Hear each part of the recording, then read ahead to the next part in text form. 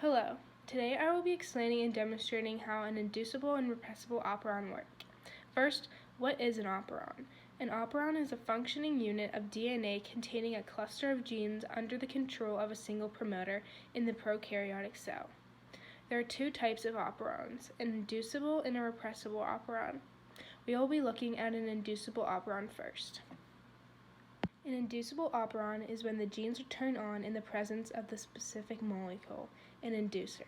A specific example of an inducible operon would be the lac operon, which stands for lactose. This operon eventually makes the proteins that will break down the lactose in the environment. So here you see is the DNA strand. The lac operon runs from here to here. From here to here is the promoter region. In this purple section is the regulatory gene, which will end up making a repressible protein. This RNA polymerase will be transcribing the genes on this DNA strand and making an mRNA strand, which eventually makes proteins to break down the lactose in the environment.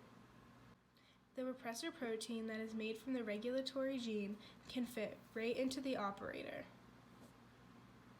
If lactose is not present in the environment, the repressor protein will fit right into the operator and turn it off.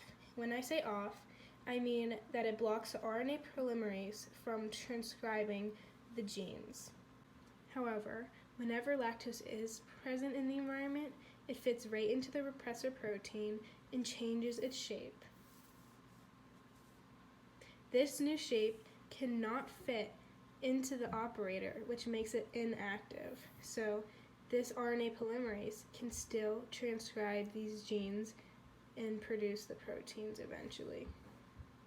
Once the proteins broke down the lactose in the environment, there will be no lactose in the repressor protein anymore.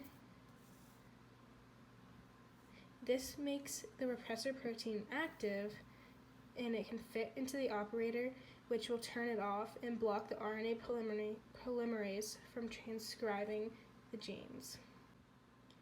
An inducible operon only functions whenever the specific molecule is present, and in this case, lactose.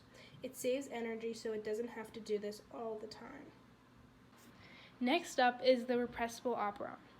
In a repressible operon, the genes are turned on in the absence of a specific molecule.